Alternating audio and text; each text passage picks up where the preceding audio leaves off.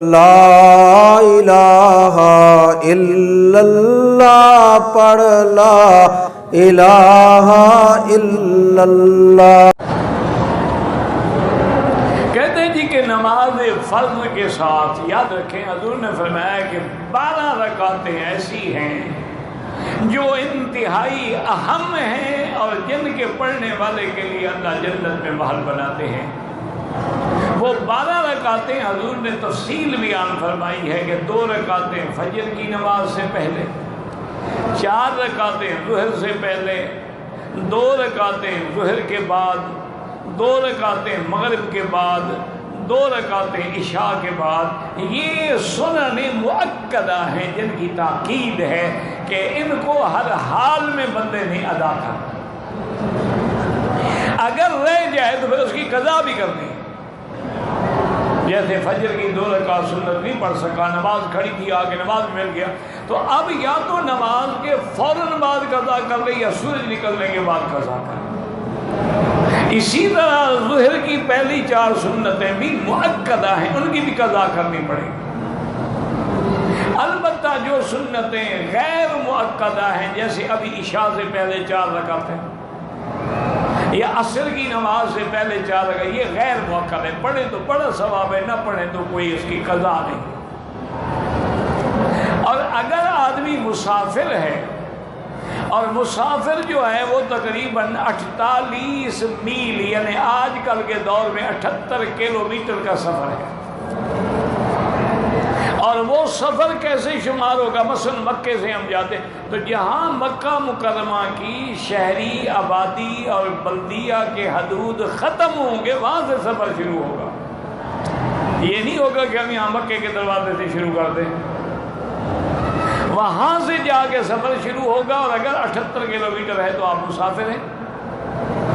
اور رباعی نماز جو ہے یعنی 4 رکعت والی 2 پڑھیں گے، 2 تو فجر والی ہیں ہی 2، وہ تو آدھی ہو نہیں سکتی۔ مغرب کی نماز جو کہ 3 رکعت ہے وہ بھی آدھی نہیں ہو سکتی، 1.5 رکعت کیسے پڑھی جائے؟ تو فجر کی 2 رکعت پڑھیں گے، مغرب کی 3 پڑھیں گے، عصر اور ظہر عشاء کی 2 رکعت، اور سنتیں جو ہیں وہ معاف ہیں، نوافل جو ہیں وہ بھی معاف ہیں۔ لیکن احناف کے نزدیک وتر معاف نہیں ہے، کیونکہ وتر واجب ہے، وہ سنت نہیں، وہ سنت سے ایک درجہ اور آگے چلا گیا، تو اس کو وتر ہر حال میں پڑھنا ہے، چاہے اس وقت پڑھے چاہے بعد میں پڑھے، لیکن لازم وتر پڑھنا پڑے گا۔ تو اس لیے ہمیشہ یاد رکھیں کہ مسافر ہے سنت معاف ہے، فرض پڑھے گا وتر پڑھے گا، اور باقی مسافر نہیں ہے تو یہ 12 رکعتیں ہر حال میں ضروری ہیں۔ خانہ کعبہ کے حتیم میں اگر نفل پڑھیں، بالکل پڑھیں، وہ کعبے کے اندر کا حصہ ہے، صاف بات ہے کہ زیادہ ثواب ہے۔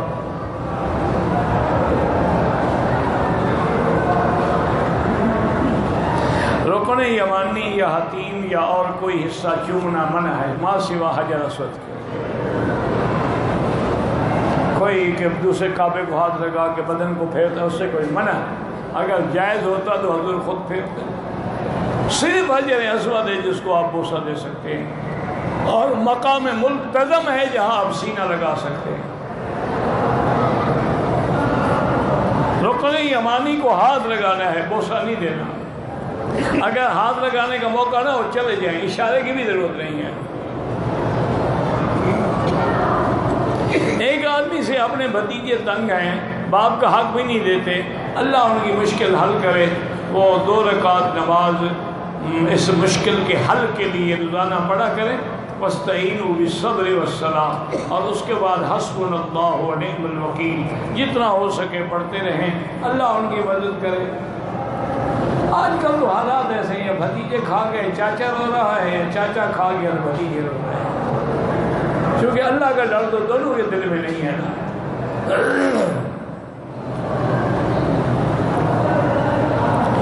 بھائی حج افراد ساری دنیا میں کہیں سے بھی کوئی آئے کر سکتا، میقات پہ آ کے صرف حج کی نیت کرے وہ حج افراد ہے، اور حج اور عمرے کی ملا کے کرے وہ قران ہے، صرف عمرے کی کرے عمرہ کھول کے پھر 8 کو حج کی کرے وہ تمتع ہے، ہر کوئی کر سکتا ہے۔ یہ تو نہیں کہ صرف مکے والا تو صرف افراد کر سکتا ہے، تمتع قران کر نہیں سکتا، مسئلہ سمجھو۔ باہر سے آنے والا تو جو چاہے، چاہے افراد کرے، چاہے تمتع کرے، چاہے قران کرے۔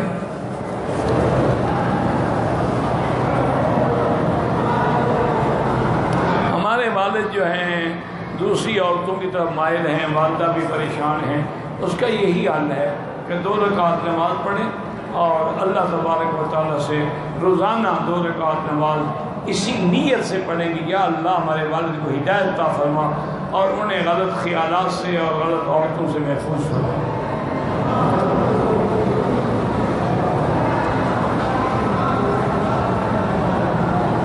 کہتے ہیں جی کہ ہمارے ایک خان صاحب ہیں، میلاد اور شیعوں کی مجلس کے لیے لنگر اور جانور دیتے ہیں، بالکل ناجائز ہے۔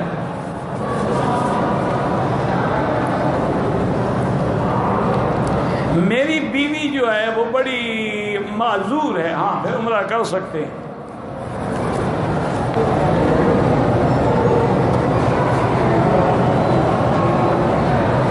بہرحال یعنی میں نے عرض کیا تھا نا، ایک ہے ہاتھ باندھنا اوپر، حدیث میں ہے، ہمارا ایمان ہے، لیکن سنت جو لفظ جب آئے نا، اسی لیے تمہارا لقب ہے اہل السنہ، کیونکہ سنہ کبھی سنت منسوخ نہیں ہوتی کبھی، اور سنت کبھی ضعیف نہیں ہوتی۔ حدیث تو ضعیف بھی ہو سکتی ہے اور حدیث سے جواز ثابت ہو سکتا ہے۔ تو حضرت علی کی روایت ہے کہ من السنت، سنت یہ ہے کہ آدمی ناف کے نیچے ہاتھ باندھے، جو اوپر باندھتے ہیں کوئی مسئلہ نہیں ہے، یہ کوئی لڑائی جھگڑے کے مسئلے نہیں ہیں، یہ مستحبات ہیں۔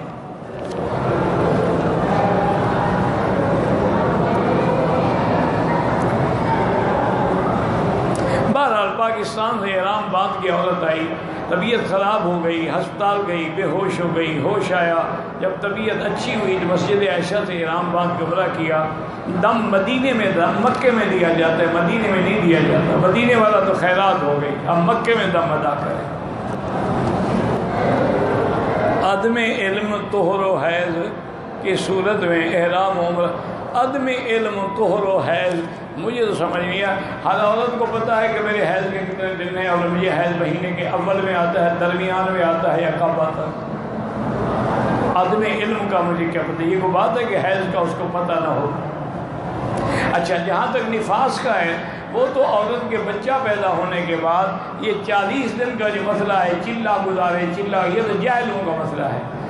بچہ پیدا ہونے کے بعد جب خون بند ہو جائے، چاہے 2 دن کے بعد بند ہو جائے، عورت غسل کرے، پاک ہو گئی، نماز بھی پڑھے، سب کچھ کرے۔ وہ تو 40 دن کا معنی یہ ہے کہ بلیڈنگ ہو رہی ہے، خون آ رہا ہے، آ رہا ہے، اب 40 دن تک ہم انتظار کریں گے، اس کے بعد بھی آ رہا ہے تو استحاضہ ہے، وہ نفاس نہیں ہے۔ لیکن اگر خون بند ہو جائے، آج کل تو جدید یعنی طریقہ علاج ہے، ابھی عورت کے بچے پیدا ہونے کے بعد ہی وہ انجیکشن دے دیتے ہیں، تو 2 دن کے بعد عورت صاف ہو جاتی ہے، تو پاک ہو گئی، نماز پڑھے گی، روزہ رکھے گی، سب کچھ کرے گی۔